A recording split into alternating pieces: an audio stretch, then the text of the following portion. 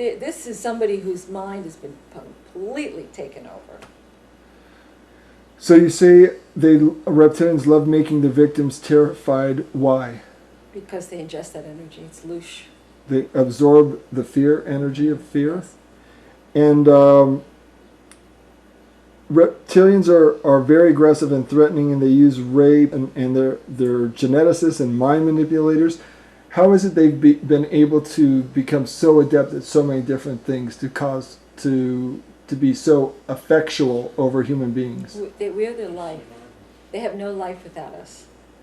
We're everything to them. They consider it's their survival. It's for their survival.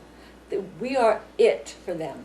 They have no life without us. That's why they're so terrified of what's coming. Because everything that they gain and everything that they do, we're their drug, their food, their pleasure, their energy. They have nothing without the humans.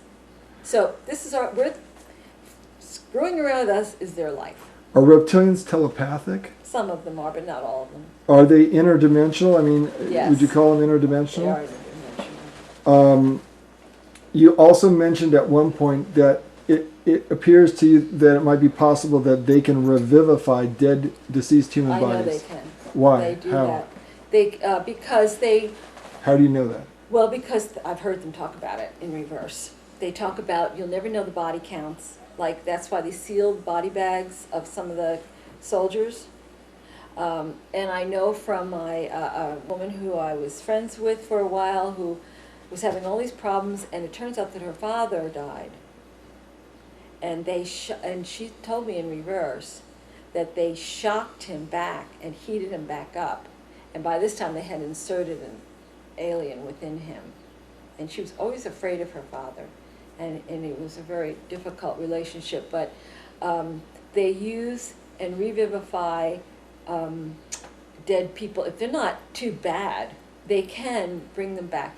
They prefer that to cloning, I believe. I think clones fall apart too easily. Clones don't seem to hold up. Yeah. It's the undead. Now let's talk about the religious involvement here.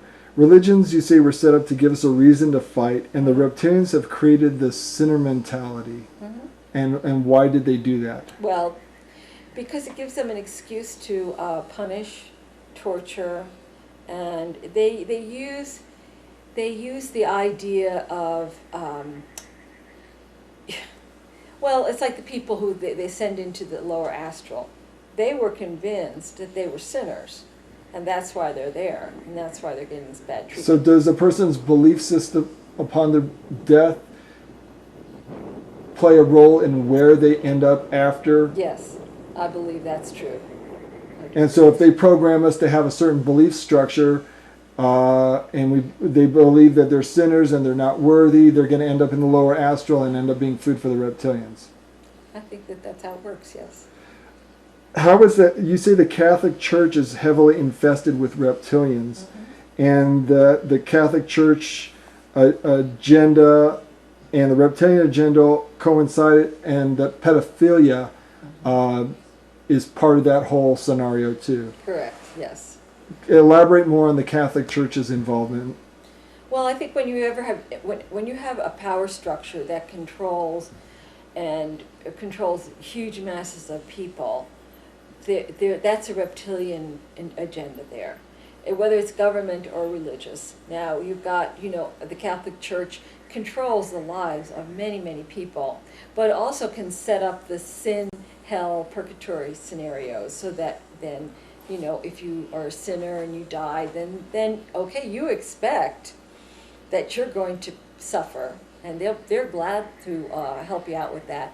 They also, again, I think with the priests and all, they are, a lot of them are seeded, and then that's where pedophilia and child abuse and all those things come into play. Are you familiar with Salvador Freixedo, the Jesuit priest who showed up at the first UFO Congress that Wendell held here in Tucson?